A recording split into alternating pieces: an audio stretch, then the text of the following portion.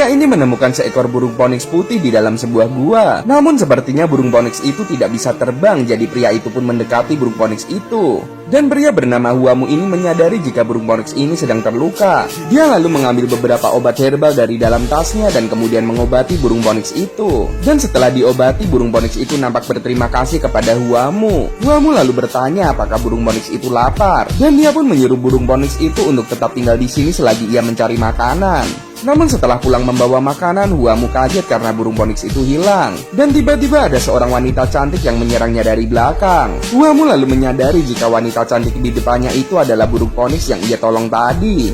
Wanita itu bernama Shanshuba dan dia baru saja menyerap energi api murni dari Raja Api. Shanshuba yang berasal dari suku es purba lalu membekukan istana, termasuk membekukan tubuh dari Raja Api. Namun sebelum membeku, Raja Api berkata kepada anak buahnya yang bernama Cirong untuk segera mendapatkan api murni yang dicuri oleh suku es purba sebelum seluruh dunia ini membeku karena hilangnya cahaya matahari dan kehangatan. Dan Raja Api pun membeku menjadi es. Sedangkan Shanshuba yang mencoba kabur dari istana Raja Api dikejar oleh Huamu yang tak lain adalah sahabat dari Cirong. Hingga akhirnya Huamu pun berhasil mendapatkan Shanshuba dan terjadilah pertarungan antara keduanya. Namun dalam pertarungan itu Huamu lebih unggul dan dia tidak sengaja menghempaskan tubuh Shanshuba ke arah jurang. Namun setelah melakukan hal itu, Huamu menjadi tidak tega dan dia pun langsung melompat ke dalam jurang untuk menyelamatkan Shanshuba. Meskipun dia sendiri tidak bisa terbang, namun tiba-tiba ada sosok misterius yang menyelamatkan mereka berdua dan membawa mereka ke atas. Dan ternyata orang itu adalah Raja Es Purba, yang tak lain adalah ayah dari Shanshuba. Melihat Raja Es Purba, Huamu kemudian akan menyerang. Namun Raja Es Purba berhasil membekukan kaki dari Huamu. Shanshuba pun kemudian diminta ayahnya untuk kembali lagi ke istana.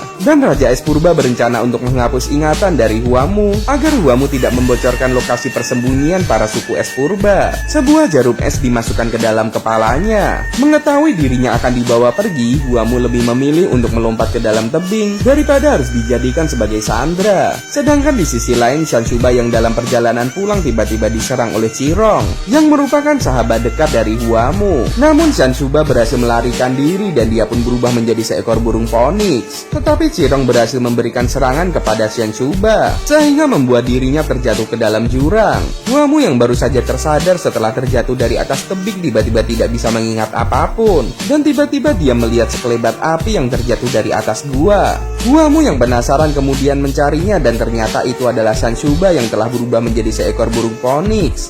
Dan setelah Shanshuba kembali ke wujud manusianya lagi, Huamu ternyata sama sekali tidak mengenali Shanshuba. Padahal dia baru saja bertarung dengannya dengan sangat sengit. Shanshuba pun menyadari jika ayahnya telah menghapus ingatan dari Huamu. Dan karena tidak mau berurusan dengan Huamu, Shanshuba pun memutuskan untuk pergi. Kira-kira gimana kelanjutan ceritanya ya? Tetap di snack video untuk part selanjutnya.